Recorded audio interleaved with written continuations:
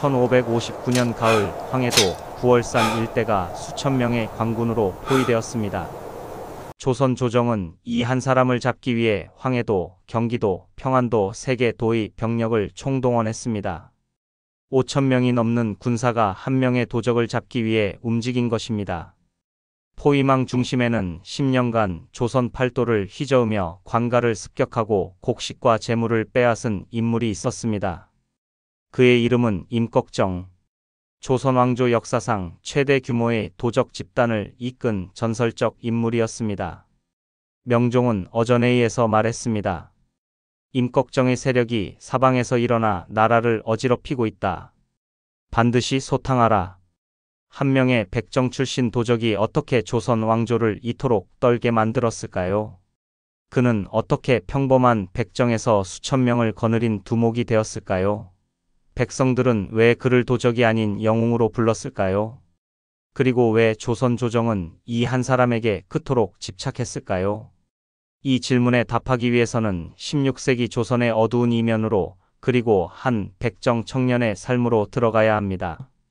16세기 조선 황해도 곡산 어느 마을에 한 아이가 태어났습니다. 이름은 임꺽정. 아버지는 대대로 백정 일을 하던 집안이었습니다. 백정은 소를 잡고 고기를 파는 직업이었습니다. 법적으로는 양인이었지만 현실은 달랐습니다. 과거 시험을 볼 수 없었고 다른 직업을 가질 수도 없었습니다. 양반과 같은 길을 걸을 수도 같은 우물물을 마실 수도 없었습니다. 어린 임꺽정은 장날 아버지를 도와 고기를 팔며 자랐습니다. 하지만 그에게는 남다른 점이 있었습니다. 타고난 힘이 장사였고 불의를 보면 참지 못하는 성격이었습니다. 어느 날 한 양반이 값을 제대로 치르지 않고 고기를 가져가려 했습니다. 임꺽정이 항의하자 양반은 하인들을 시켜 그를 구타했습니다. 땅바닥에 쓰러진 임꺽정은 피를 흘리며 생각했습니다. 같은 사람인데 왜 우리는 사람 취급을 받지 못하는가? 그날 밤 임꺽정은 마을을 떠나기로 결심했습니다. 20살이 넘은 나이였습니다. 임꺽정이 떠돌던 조선은 극심한 혼란기였습니다. 명종시대 살인파의 집권으로 신분 차별은 더욱 강화되었습니다. 양반은 더욱 교만해졌고 백성은 더욱 가난해졌습니다. 각 지방의 관리들은 세금을 과도하게 걷어 착복했습니다. 흉년이 들어도 곡식을 나눠주기는커녕 오히려 더 빼앗았습니다. 마을 사람들이 굶어 죽어가도 관가의 창고는 곡식으로 가득했습니다. 임꺽정은 떠돌며 이런 광경을 수없이 목격했습니다. 한 마을에서는 세금을 내지 못한 노인이 관리에게 매를 맞아 죽었습니다. 다른 마을에서는 굶주린 아이가 양반집 담장 너머로 떨어진 과일을 주웠다가 도둑으로 몰려 곤장을 맞았습니다. 그의 마음속에서 무언가가 끓어올랐습니다. 이 세상은 이미 썩었다. 법은 양반을 위해 있고 왕은 백성을 보지 않는다. 누군가는 이 세상을 부숴야 한다. 단 한 끼의 밥, 한 벌의 옷조차 신분으로 결정되는 세상. 임꺽정은 더 이상 참을 수 없었습니다. 그는 자유를 원했습니다. 사람답게 살고 싶었습니다. 황해도 어느 마을에서 사건이 터졌습니다. 임꺽정의 친구가 양반에게 누명을 쓰고 관아에 끌려갔습니다. 임꺽정은 친구를 구하려다 관리와 충돌했고 결국 관아를 습격하게 되었습니다. 도망자가 된 임꺽정은 산으로 들어갔습니다. 그곳에는 이미 비슷한 처지의 사람들이 모여 있었습니다. 관가에 쫓기는 자, 세금을 내지 못해 도망친 자, 양반에게 가족을 잃은 자들이었습니다. 처음에는 생존을 위한 약탈이었습니다. 하지만 임꺽정은 곧 다른 방식을 택했습니다. 관청의 곡식 창고를 털어 굶주린 마을에 나눠주었습니다. 탐관오리의 집을 습격해 빼앗긴 재물을 돌려주었습니다. 사람들은 그를 의적이라 불렀습니다. 그의 이름은 산을 넘고 강을 건너 퍼져나갔습니다. 각지에서 억울한 일을 당한 백성들이 그의 소식을 듣고 모여들었습니다. 100명으로 시작한 무리는 어느새 500명이 넘었습니다. 임꺽정은 새로운 삶을 시작했습니다. 이제 되돌아갈 수 없는 길이었습니다. 1555년 임꺽정의 무리는 1000명을 넘어섰습니다. 이는 단순한 도적 집단이 아니었습니다. 정찰조, 전투조, 보급조가 분리된 조직화된 군대에 가까웠습니다. 활동 범위도 엄청나게 확대되었습니다. 황해도는 물론 경기도, 강원도, 평안도, 충청도까지 조선 중부 지역 전체가 그의 무대였습니다. 임꺽정의 전략은 명확했습니다. 약탈이 아닌 분배였습니다. 부패한 관리의 재산을 빼앗아 가난한 백성에게 나눠주었습니다. 과도한 세금으로 쌓인 관청의 곡식을 털어 굶주린 마을에 전했습니다. 놀라운 일도 있었습니다. 일부 양반과 관리들조차 그를 은근히 지지했습니다. 물론 겉으로는 비난했지만 속으로는 탐관 오리들이 응징당하는 것을 통쾌해했습니다.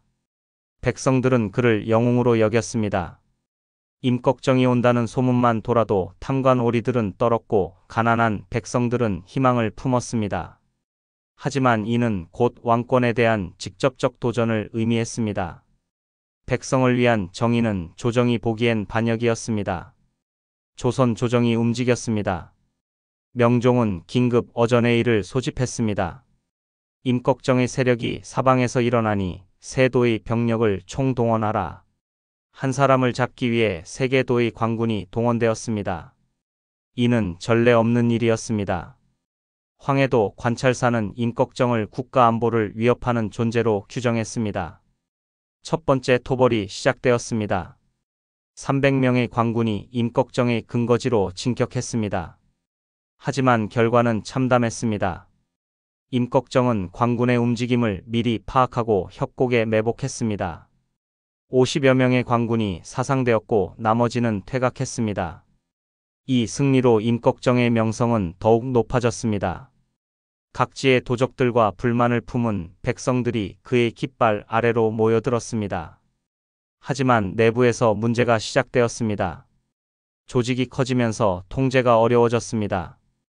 일부 부하들은 임꺽정의 원칙을 무시하고 무고한 백성까지 해치기 시작했습니다. 욕심이 생긴 자들은 더 많은 것을 원했고 배신을 꿈꾸는 자들도 나타났습니다. 1556년 봄, 임꺽정은 가장 대담한 작전을 결정했습니다. 황해도의 중심 도시이자 관찰사가 머무는 해주목 습격이었습니다. 한밤중 800명의 정예 병력이 해주성으로 진입했습니다. 사전에 내부 정보를 확보해 경비가 허술한 구간을 파악한 상태였습니다. 급습을 받은 관군은 제대로 저항하지 못했습니다. 관청의 곡식 창고가 열렸고 무기고에서 수백 자루의 칼과 활이 탈취되었습니다. 심지어 관찰사 관저 근처까지 접근했습니다. 새벽녘 임꺽정 무리는 해주성을 빠져나갔습니다. 성문에는 한 장의 경문이 남겨져 있었습니다. 탐관 오리들은 백성의 피를 빨아먹고 양반들은 향락에 빠져 있다. 우리는 하늘을 대신해 정의를 실현할 뿐이다. 이 사건은 조선 조정에 충격을 주었습니다. 임꺽정은 더 이상 지방의 골칫거리가 아니었습니다. 국가체제를 위협하는 존재가 되었습니다. 하지만 임꺽정은 깨닫지 못했습니다. 정의를 외쳤지만 세상은 단순히 선과 악으로 나뉘지 않았습니다. 이상과 현실 사이의 균열이 깊어지고 있었습니다. 1557년 임꺽정의 세력은 최고조에 달했습니다. 일부 기록은 그의 무리가 3,000명에 달했다고 전합니다. 하지만 이상한 일이 벌어지기 시작했습니다. 그가 도왔던 마을 사람들이 그를 두려워하기 시작한 것입니다. 어느 마을에서 일부 부하들이 규율을 어기고 백성들을 해쳤습니다. 임꺽정이 엄벌을 내렸지만 소문은 이미 퍼진 뒤였습니다.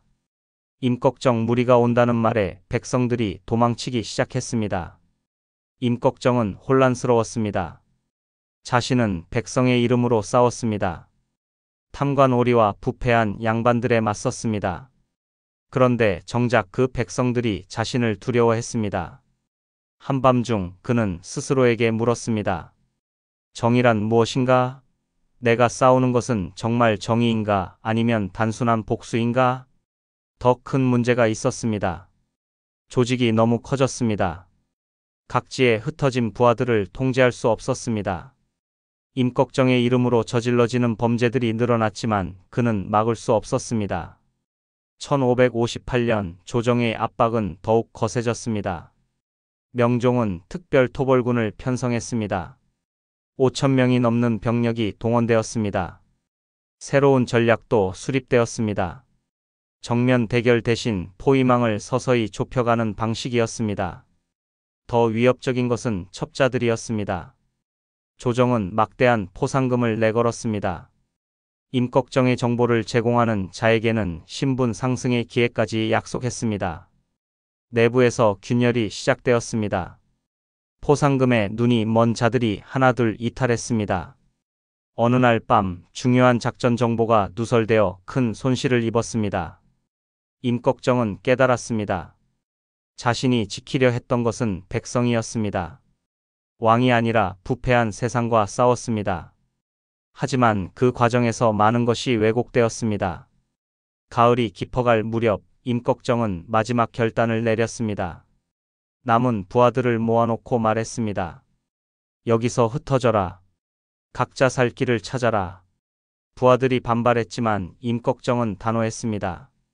내가 사라지면 세상이 잠시나마 편해질 것이다. 그는 스스로 미끼가 되기로 했습니다. 1559년 9월 초 구월산이 포위되었습니다. 세계 방향에서 관군이 동시에 진격했습니다. 모든 주요 통로가 차단되었습니다. 임꺽정은 소수의 측근들과 함께 산속에 남았습니다. 탈출할 기회는 있었지만 그는 거부했습니다. 내가 도망치면 관군은 무고한 백성들을 괴롭힐 것이다. 2주간의 공방이 이어졌습니다. 식량과 물이 떨어졌습니다. 부하들은 하나둘 쓰러졌습니다. 관군은 시간을 두고 압박했습니다. 9월 중순 어느 날 새벽 마지막 전투가 벌어졌습니다. 상세한 경위는 기록마다 다릅니다. 어떤 기록은 정면 충돌 끝에 붙잡혔다고 하고 다른 기록은 부하의 밀고로 은신처가 발각되었다고 전합니다. 결과는 같았습니다. 임꺽정이 체포되었습니다. 소식은 즉시 한양으로 전해졌습니다. 명종은 크게 기뻐하며 토벌군 지휘관에게 후한 포상을 내렸습니다. 조정 대신들은 안도의 한숨을 쉬었습니다. 임꺽정은 포박된 채 한양으로 압송되었습니다. 길거리에는 수많은 백성들이 나와 그를 보았습니다.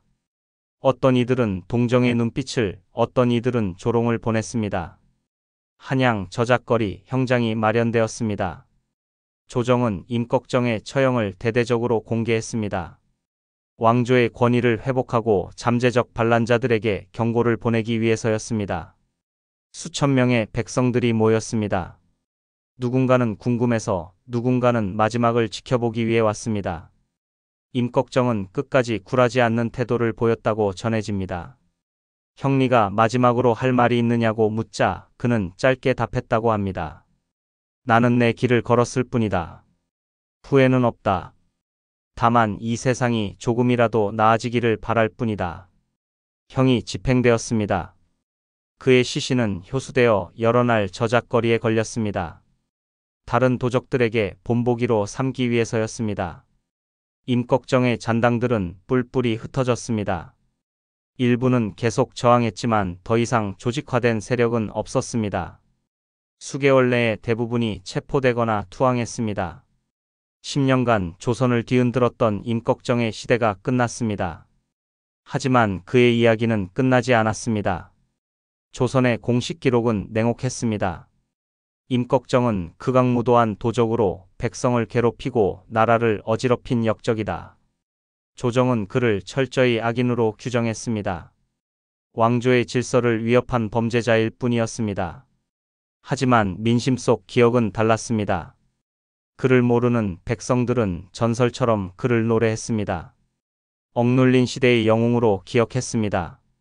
임꺽정이 사라진 뒤에도 조선 곳곳에서는 그의 이름이 회자되었습니다. 임꺽정처럼 살자는 말이 돌았습니다. 이는 단순한 반항이 아니었습니다. 사람답게 살고 싶다는 외침이었습니다. 신분에 관계없이 존중받고 싶다는 갈망이었습니다. 어떤 마을에서는 임꺽정이 나타나 탐관오리를 혼내줬다는 이야기가 퍼졌습니다. 다른 마을에서는 임꺽정의 부하가 남긴 곡식으로 겨울을 났다는 소문이 돌았습니다. 사실 여부는 중요하지 않았습니다. 백성들은 그런 이야기가 필요했습니다. 희망이 필요했습니다. 시간이 흐르면서 임꺽정에 대한 평가는 더욱 복잡해졌습니다. 일부 학자들은 그를 사회운동가로 봅니다. 16세기 조선에 모순된 신분제에 저항한 선구자였다는 것입니다. 백정이라는 천대받는 신분에서 수천 명을 이끈 지도자가 되었다는 점에서 역사적 의미가 있다고 평가합니다. 반면 다른 학자들은 그를 단순한 기회주의자로 봅니다. 사회 변혁의 비전이나 체계적인 이념이 없었다는 것입니다. 순간적 이익과 생존을 위해 행동했을 뿐이라고 주장합니다. 더 흥미로운 관점도 있습니다. 임꺽정 현상 자체에 주목하는 것입니다. 그의 등장은 개인의 문제가 아니라 16세기 조선 사회 구조의 모순이 낳은 필연적 결과라는 분석입니다. 당시 조선은 급격한 변동기였습니다. 살인파의 집권으로 성리학적 질서가 강화되면서 신분 차별이 극심해졌습니다. 동시에 잇따른 흉년과 관리들의 부패로 백성들의 삶은 피폐해졌습니다. 이런 상황에서 임꺽정 같은 인물의 출현은 어쩌면 예정된 것이었습니다. 그가 아니었다면 다른 누군가가 비슷한 역할을 했을 것입니다. 임꺽정은 사라졌지만 그가 남긴 물음은 끝나지 않았습니다. 정의란 누가 정의라고 부를 수 있는가? 이 질문은 시대를 넘어 지금의 우리에게도 닿습니다. 법과 질서는 누구를 위한 것인가? 권력의 정당성은 어디에서 나오는가? 임꺽정 이후에도 조선에서는 비슷한 사건들이 계속 발생했습니다. 홍길동, 장길상 같은 의적들의 이야기가 이어졌습니다. 이는 우연이 아니었습니다. 사회 구조의 모순이 해결되지 않았기 때문입니다. 신분제는 더욱 공고해졌고 백성들의 삶은 나아지지 않았습니다. 임꺽정의 이야기가 민중에게 전해진 것은 단순한 오락이 아니었습니다. 그것은 저항의 기억이었고 변화에 대한 염원이었습니다. 조선 후기로 갈수록 임꺽정의 이야기는 더욱 미화되었습니다. 그는 완벽한 영웅이 되었고 그가 저지른 과오들은 잊혀졌습니다. 역사는 늘 권력이 쓴 기록입니다. 하지만 민중의 기억은 다른 이야기를 합니다. 그리고 그 기억이 바로 역사의 또 다른 진실입니다.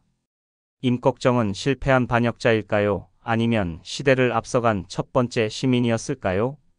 정답은 없습니다. 그를 보는 시각은 우리가 서 있는 위치에 따라 달라집니다.